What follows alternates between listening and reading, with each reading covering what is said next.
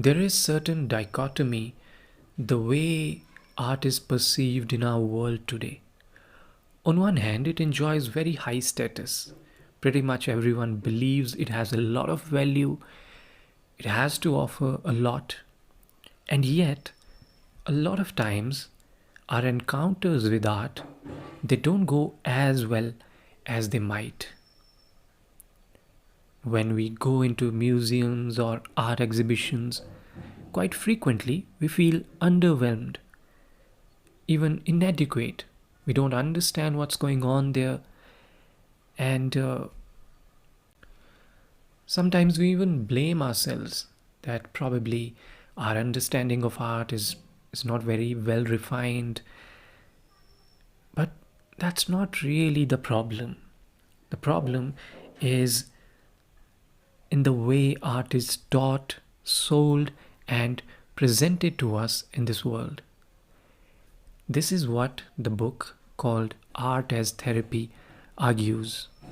It's written by Alain de Botton and John Armstrong, and it makes a case for how art can be used as a form of healing rather than just focusing on art for the sake of art. It reminds us that throughout history, art has been used, for example, by religions as a tool for propaganda. And it was never the case that art was just for art's sake. It's only now that we have started believing that. But art can really be used as a tool, as a propaganda in a good way. And the author argues that we can use it as a propaganda on behalf of psychology, as a method of healing, as a method of therapeutic experience. And that's really the premise of this book, that we can use art as a form of therapy. So, for that, first of all, the book gives us 7 reasons, or rather 7 functions of art, how it can help us. So, let me briefly talk about each one of these reasons. The first reason is, or the first function is, remembering. So that has to do with memory, because let's accept it, we are very bad at remembering things. Our minds are quite vulnerable when it comes to losing important information, whether it's a factual one or of sensory kind. We often lose it. But through art, we can preserve those important emotions.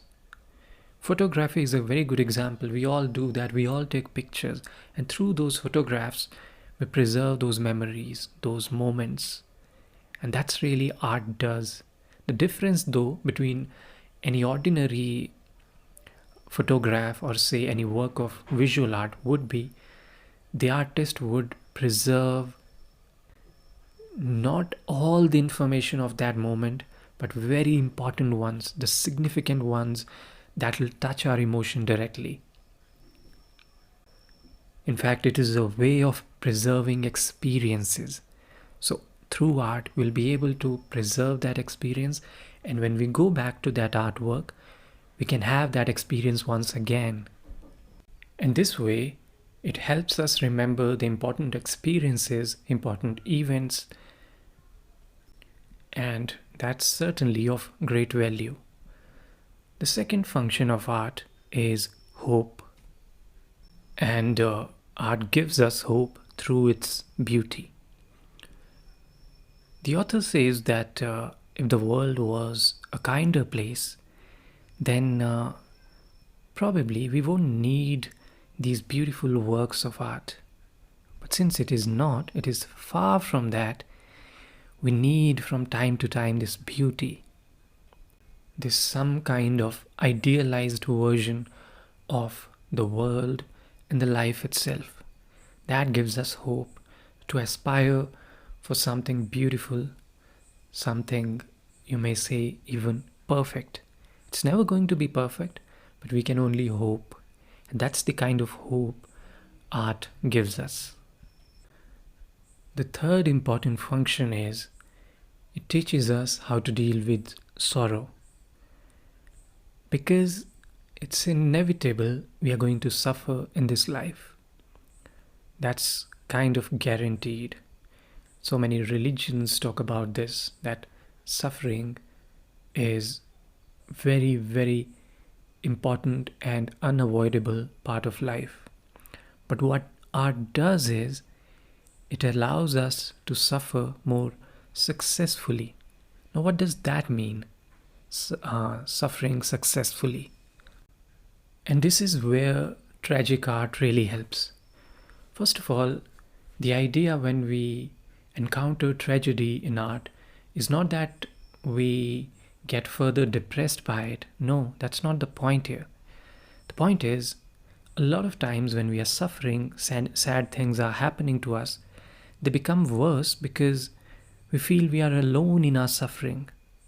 We experience our troubles as some kind of curse, as if we are drowning in it. So, in that way, our suffering has no dignity. But art brings some kind of honor to it. It gives a social expression to our suffering.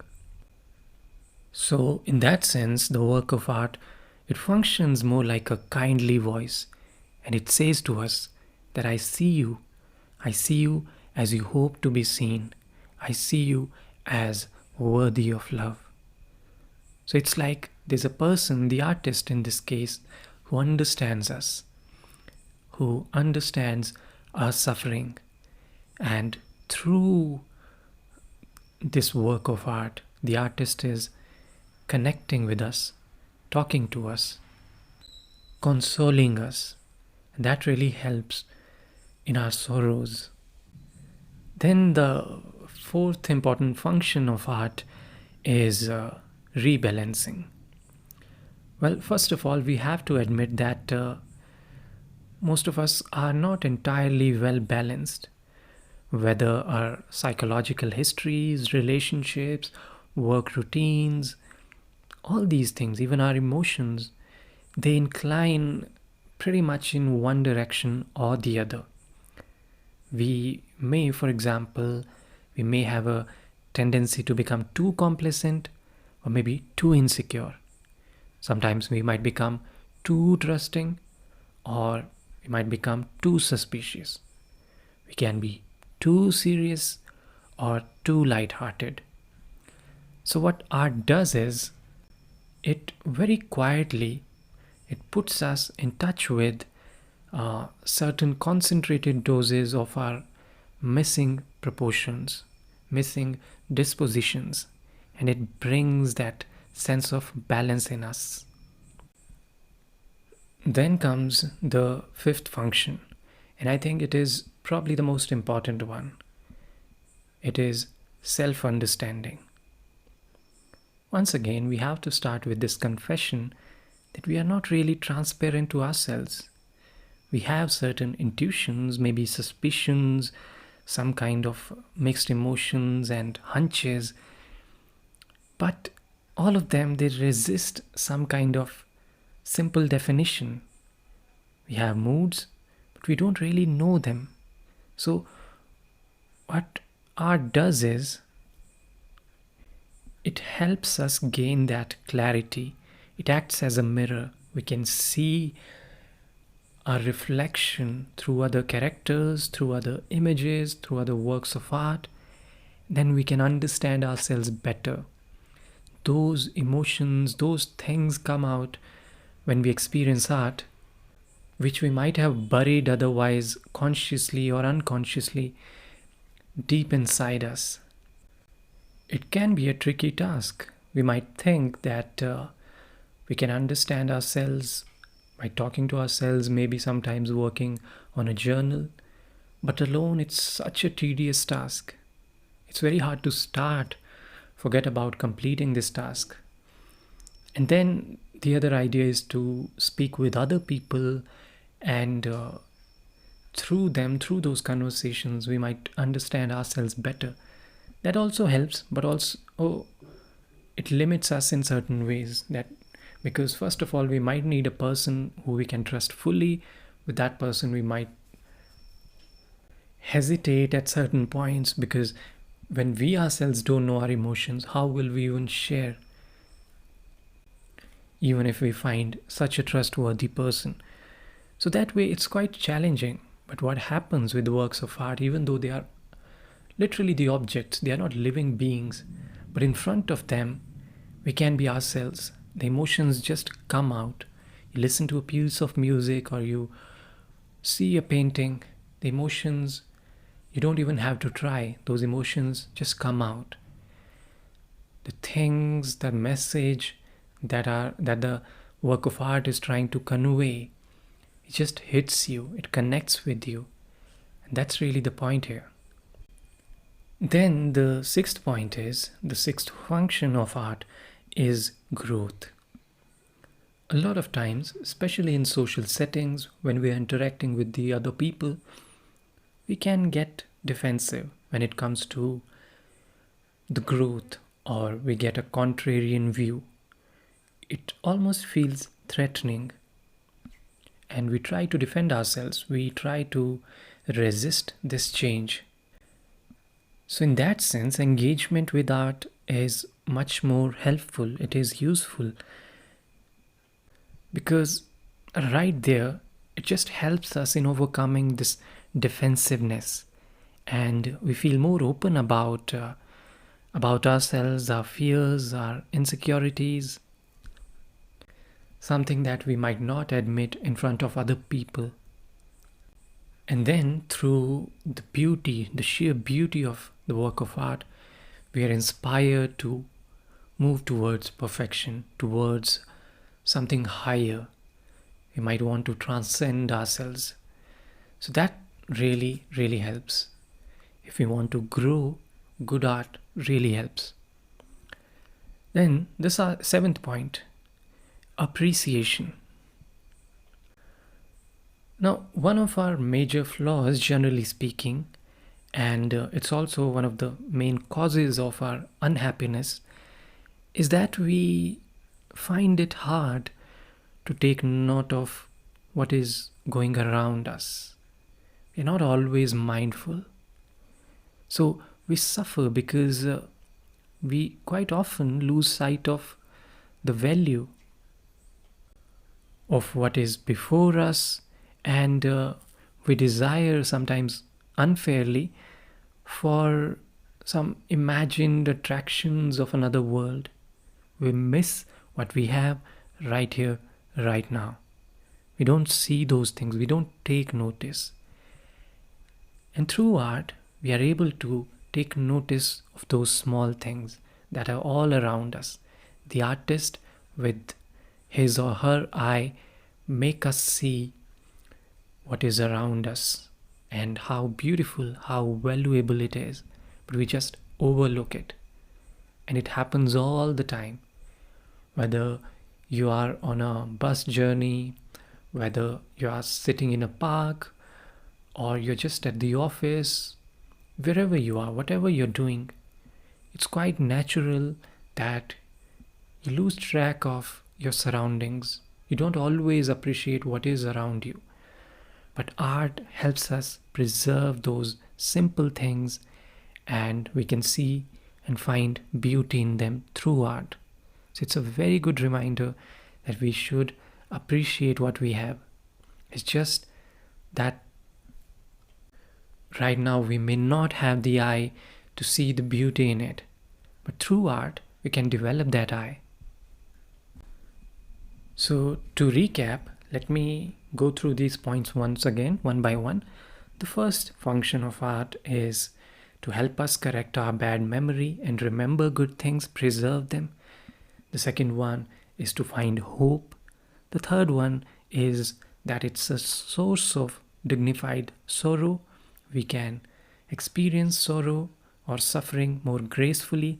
The fourth one, it adds balance to our life.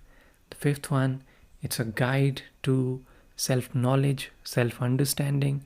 The sixth one is it helps us grow. And the seventh one is it helps us become sensitive to the world around us, and we see the beauty in it, we appreciate it. So that's the point here. The book is constantly focusing and reminding us of the fact that art has therapeutic value. Because generally speaking, when we talk about good art, we are considering its historical value, political value, the technical value, how technically good certain art is. But in this specific case, in this particular book, it just talks about the kind of consequences art has on our psyche, how it heals us, how it connects with our emotions, how it makes us feel. Does it allow us to deal with our inner world, our own emotions? Does it allow us to understand ourselves better? All these things, those functions that I mentioned. And then the book consistently talks about this particular aspect of art, how it should be created, how it should be preserved or curated, displayed, bought or sold. It just encourages us to experience the art at a personal level so that we can engage with our emotions, engage with our unconscious mind, find the expression of our inner world in the art. And that's how it says we should see a work of art.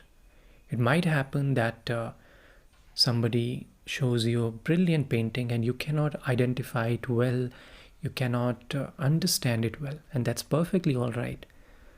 What the book tells us is that we should focus on ourselves, which art is resonating with ourselves, with our emotions, with the way we see world, whether it resonates with us or not.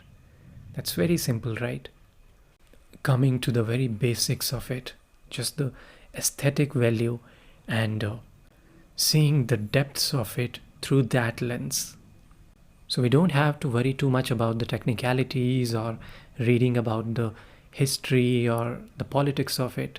All of that is fine. You can do it for your studies, but for a common person, the experience of art should be about dealing with their own emotions, and that's where art really helps. It allows you to heal from difficult wounds that you might carry within you.